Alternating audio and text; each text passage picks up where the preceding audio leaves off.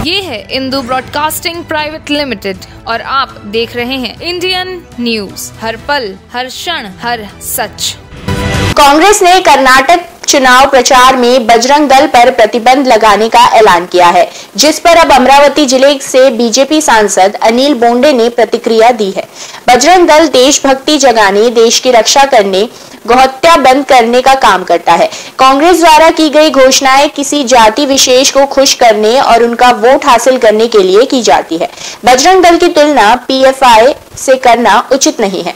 अनिल बोंडे ने राय व्यक्त की है कि यह कांग्रेस का झूठ है और इसे पहचानना जरूरी है। जय श्री राम।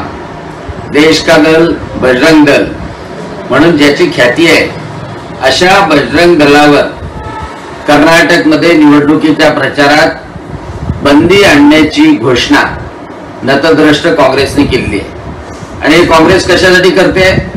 फक्त मुस्लिमांना खुश करण्याकरता, त्यांचे मत मिळवण्याकरता। बजरंग दल खरं म्हटलं तर अशा राष्ट्रभक्त, देशभक्त तरुणांचं संघटन आहे की जे देशाच्या विरुद्ध जर कोणी जात असेल तर त्याची खैर करत नाही, गोवंशाचं रक्षण करतं, भारत मातेचा जय जयकार करण्यासाठी सातत्यानं उत्सुक असणारं बजरंग दल भारत मातेच्या सेवेसाठी स्वतःचं प्राण अर्पण करायला तयार असतं। आणि अशा बजरंग दलाची तुलना पीएफआय सोबत केल्या जाते।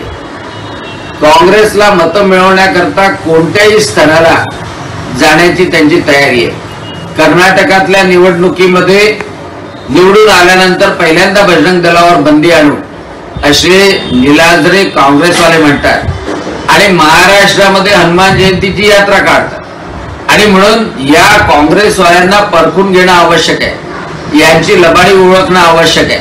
आणि म्हणून आज अमरावतीमध्ये बजरंग दलाच्या कार्यकर्त्यांनी काँग्रेसच्या झेंड्याला, काँग्रेसच्या नेत्यांना चपलेनी बडवलं, योग्य केलं।